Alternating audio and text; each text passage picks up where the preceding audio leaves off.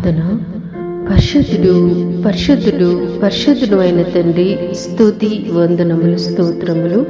మేము ఆయన వలన విని మీకు ప్రకటించు వర్తమానమే మనగా, దేవుడు వెలుగైయున్నాడు, ఆయన యందు చీకటి ఎంత మాత్రమునూ లేదు.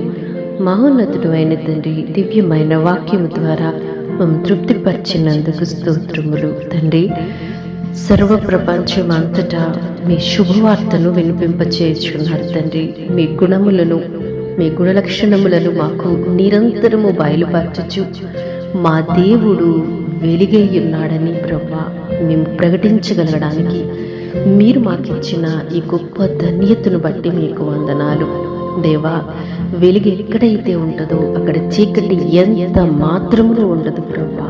దేవా, మేము వెలుగు సంబంధుల వలె తండ్రి నిన్ను పోలి నడుచుకునే భాగ్యాన్ని